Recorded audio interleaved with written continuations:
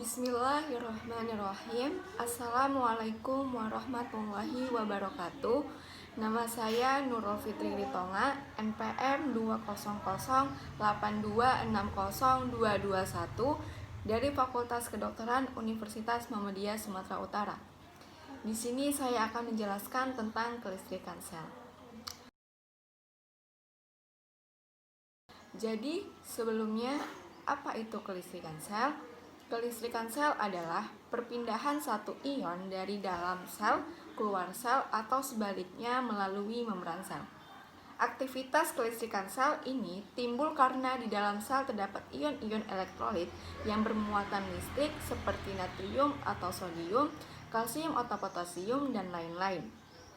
Kelistrikan sel yang dimaksud adalah aliran listrik pada sistem saraf pusat, khususnya pada sel saraf dan sel motorik dan dalam keadaan sehat. Mekanisme kerja kelistrikan pada sistem saraf. Saat neurotransmitter dilepaskan dari ujung akson suatu sel saraf ke dendrit pada sel saraf lain, maka impuls akan diteruskan ke sel saraf berikutnya. Impuls ini akan membaca ion Na+ yang awalnya terdapat di luar membran akson menjadi masuk ke dalam membran akson. Membran dalam akson menjadi lebih positif saat menerima rangsangan listrik atau impuls. Kemudian, impuls akan mengalir atau bergerak di sepanjang membran akson hingga ke ujung akhir sel saraf. Saat rangsangan telah mencapai ujung sel saraf, maka neurotransmitter akan dilepaskan lalu kembali menuju sel saraf lain atau sel tujuan. Tegangan listrik pada sel saraf berdasarkan keberadaan impuls.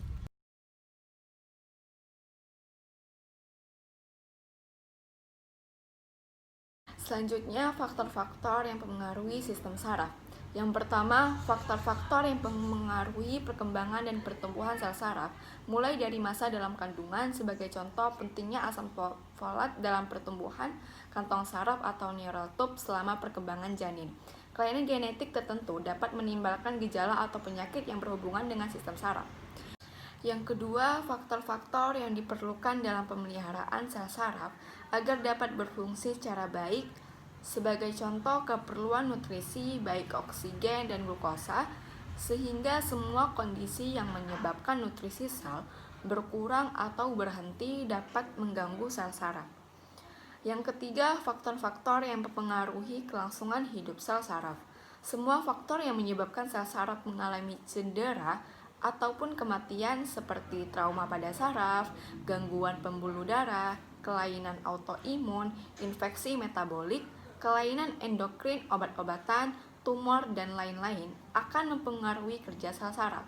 Yang keempat, faktor-faktor yang mempengaruhi pembentukan, penghantaran maupun pengelolaan impuls saraf. Sebagai contoh, membentuk impuls saraf dalam bentuk potensial aksi listrik dibutuhkan peranan elektrolit. Kekurangan kadar elektrolit tertentu akan mempengaruhi pembentukan impuls saraf. Demikianlah yang dapat saya jelaskan tentang kelistrikan sel. Lebih dan kurangnya atau ada salah kata, saya mohon maaf. Kepada Allah saya mohon ampun. Wassalamualaikum warahmatullahi wabarakatuh.